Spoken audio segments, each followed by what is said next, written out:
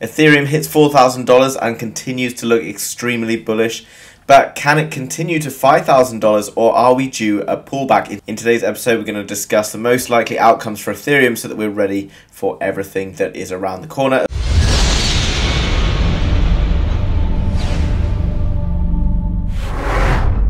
Hello guys and welcome to the House of Crypto. If you're new to the House of Crypto, I make videos on Ethereum as well as other cryptocurrencies. So make sure you hit that like and subscribe button to be kept up to date with all things Ethereum as it happens. Without further ado then, let's jump into our first big piece of news for today. Okay, so obviously this piece of news is not going to be a shock to you because obviously you've probably been paying attention today to what's been happening with Ethereum. Over on CNBC, Ethereum, the world's second largest cryptocurrency, soars over $4,000 for the very first time. So why did I want to show you this piece of news, bearing in mind that you've probably already seen it? Obviously CNBC gets a lot of traffic. A lot of coverage is happening at the moment in terms of what's happening on various TV shows around the world, various websites.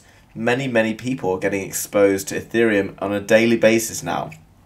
And what we tend to get is a bit of FOMO and people are tending to jump in, which is why suddenly we've seen this crazy curve. Obviously Ethereum has loads of things that are happening for it at the moment, which is causing this price rise, but now we're getting all of these retail investors flooding into the markets. Now, one thing is worth considering, and I don't want to sort of scare anyone or do too much in the way of speculation, but this is the Wall Street cheat sheet, which I brought up in previous videos, and this talks about market sentiment. So in terms of how the markets move, they're basically controlled by a number of different factors, but ultimately when people are buying and selling, which is obviously controlled by emotions, and the banks and the big players know how people's emotions work at various prices.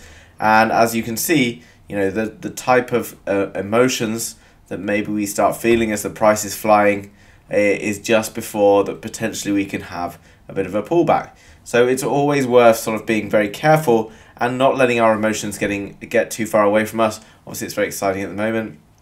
And in terms of what I'm doing, this is why I'm locking in profits. Obviously, it might feel that, if it's gone higher and we've taken a bit of our trade out or whatever, then we feel maybe we've missed out on more opportunity. But always be careful because you don't want to be left holding the bag at the end. Since sort of November time when Ethereum started to really put in some significant gains, we've had a number of big pullbacks, and each time they started when people were feeling a bit like this, and then we had a bit of a drop down.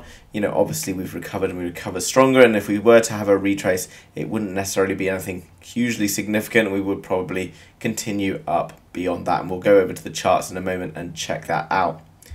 Okay, so I want to bring your attention to two different other news stories at the moment, and they're kind of conflicting. And the reason I wanted to show you these conflicting news stories is that actually there's a lot of information out there at the moment, and because we've kind of gone into price discovery mode, it does tend to mean that people can kind of only really speculate until we get consolidation patterns happening along the way. Obviously we have tools we can use like the Fibonacci retracement tools, etc., that can show us potentially where we're going to be hitting next levels of resistance, where we're going to find support if we were to break down, etc.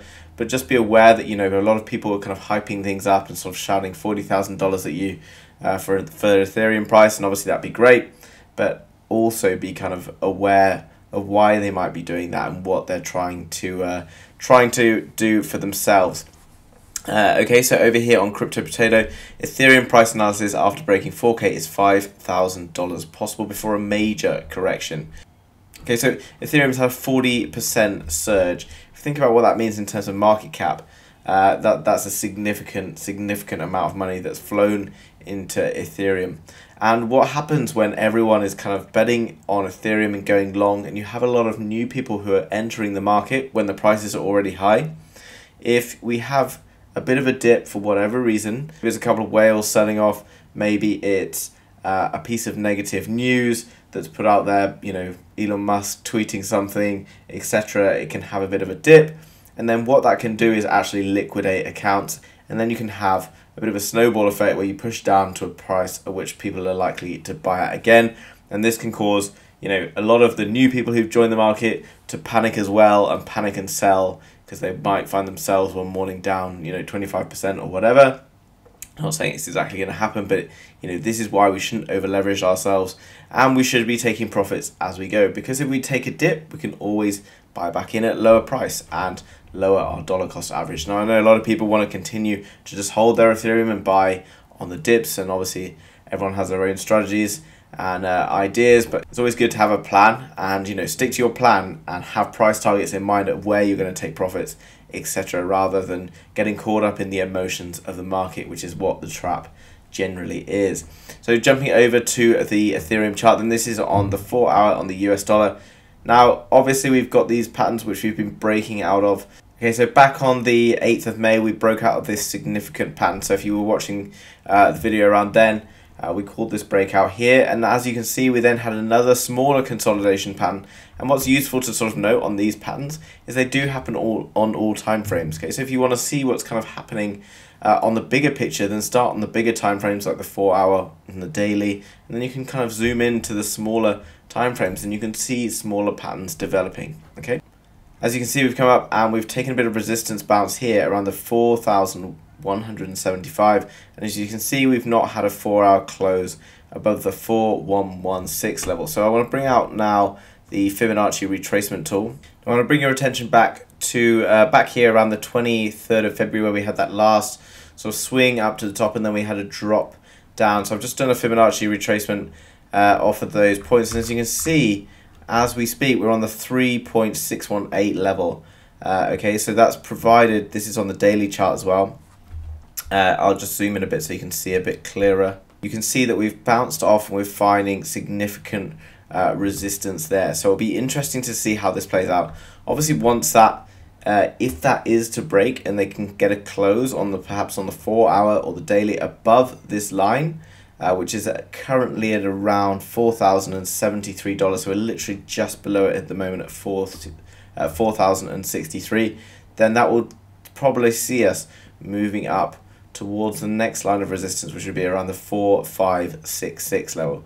If we were to see this fail to break, we could potentially see a bit of a retest, in which case we might see a bit of a bounce down, where we may, in the worst case scenario, probably come down towards this sort of line here, is where we've got a bit of correlation between the 2.618 and this sort of line of the top channel here.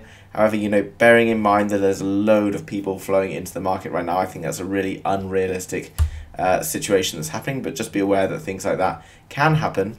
Realistically, I can probably see us consolidating around in this line here, where in the past we've had a bit of previous resistance around the 3.9 position, and in fact, as we've seen, and typically when we get breakouts, we kind of come back down and we take a bounce. And what's good to see here is we've found this previously was resistance, and now you can see it's been flipped over, and if this green candle can close above this line, then we're going to see that resistance flipped into support.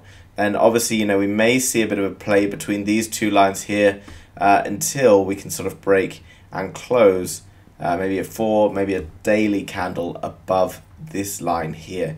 I think if that's possible, then, you know, then we'll come back up towards around the 4,180 level before moving back up to the top. But Ethereum has been making absolutely crazy moves against Bitcoin, and it doesn't appear to be showing any sign of slowing down right now.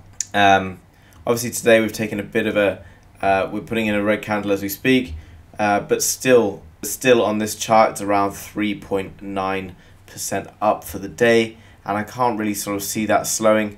Bearing in mind that a lot of the momentum has shifted to Ethereum. Ethereum's getting a lot more coverage perhaps than Bitcoin was. One thing to kind of be aware of is obviously if Ethereum continues to perform really, really strongly against Bitcoin, you may see people starting to move money away from Ethereum into Bitcoin to hedge their move there. But at the moment, I think a lot of the money that's been made in altcoins recently has been flowing into Ethereum as well as all the new investors. So I think there's some very positive things happening for Ethereum. Do you think Ethereum is going to take a bit of a dip and a retrace, or are we heading towards the $4,500, $5,000 level before we see any sort of a retrace? Let me know in the comments down below. Hope you've enjoyed today's video. If you have, please hit that like and subscribe button to be kept up to date with all of the latest happening in Ethereum. I look forward to seeing you tomorrow with another video. Thanks very much for watching, and I'll see you tomorrow. Bye bye.